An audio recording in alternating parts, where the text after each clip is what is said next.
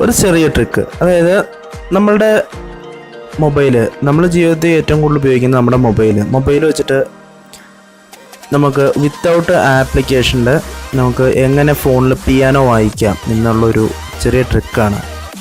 Piano വായിക്കുക എന്ന് പറയുമ്പോൾ അതിൻ്റെ ഒരു സൗണ്ട് ട്രാക്ക് നമുക്ക് കേൾക്കുക, വേണ്ടി വന്നാൽ നമുക്ക് നല്ലൊരു ടോണിൽ പ്ലേ ചെയ്യാനും കഴിയും.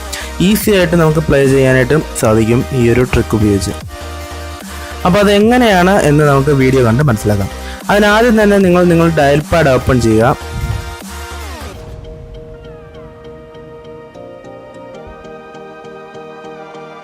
ഡയൽ പാഡ് ഓപ്പൺ ചെയ്തതിന് ശേഷം താഴത്തെ നാവിഗേഷൻ ബാറിലെ മെനു ബട്ടൺ, ഏറ്റവും ലെഫ്റ്റ് സൈഡിൽ കാണുന്ന മെനു ബട്ടൺ, അതിൽ ലോങ് പ്രസ് ചെയ്യുക. MI യൂസേഴ്സ് ആണെങ്കിൽ കുറച്ചുകൂടി എളുപ്പമാണ്. MI യൂസേഴ്സിനാണ്, ഇത് MI ഫോണാണ്. MI യൂസേഴ്സിന് വരുമ്പം അഡ്വാൻസ്ഡ് സെറ്റിങ്സ് എന്ന് പറയുന്നത് ഏറ്റവും താഴെയായിട്ട് നിങ്ങൾക്ക് കാണാനായിട്ട് സാധിക്കും. നിങ്ങളത് ക്ലിക്ക് ചെയ്യാം. അല്ലാത്ത ഫോണുകളിലാണെങ്കിൽ കോൾ സെറ്റിങ്സ് എന്ന് പറഞ്ഞിട്ടൊരു ഓപ്ഷൻ കാണും, അത് ക്ലിക്ക് ചെയ്യാം. അതിൻ്റെ ഏറ്റവും ടോപ്പിൽ, ഏറ്റവും മുകളിലായിട്ട് ഡയൽ പാഡ് ടച്ച് ടോൺസ് എന്ന് പറഞ്ഞിട്ടൊരു ഓപ്ഷൻ ഉണ്ടാകും, അതിൽ ജസ്റ്റ് ക്ലിക്ക് ചെയ്യുക. അതിൽ ഡയൽ പാഡ് ടോൺസ് എന്ന് പറഞ്ഞൊരു ഡോങ്കിൾ പോലെ സാധനം കാണും. ആ ഐക്കൺ എപ്പോഴും ഡിസേബിൾ ആയിട്ടായിരിക്കും കിടക്കുന്നത്. അത് നിങ്ങൾ എനേബിൾ ചെയ്യുക.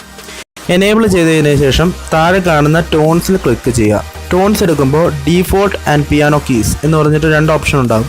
അത് ഡീഫോൾട്ട് ആയിരിക്കും ഇംബിൾഡ് ആയിട്ട് കിടക്കുക. അത് നിങ്ങൾ മാറ്റി പിയാനോ കീസ് എന്ന് ആക്കി കൊടുക്കുക. ഇത്ര ചെയ്യേണ്ടതുള്ളൂ. ഇതിനൊക്കെ ശേഷം നിങ്ങൾ ശ്രദ്ധിക്കേണ്ട ഒരു കാര്യമുണ്ട്. നിങ്ങളുടെ സെറ്റിങ്സിൽ പോയിട്ട് വൈബ്രേഷനോ സൈലൻസോ ഉണ്ടെങ്കിൽ അത് നിങ്ങൾ മാറ്റി കൊടുക്കുക. അതിനുശേഷം കീപാഡ് ടോൺസും എനേബിൾ ചെയ്ത് കൊടുക്കുക. അതിനുശേഷം നിങ്ങളുടെ കീപാഡ് എടുക്കുക.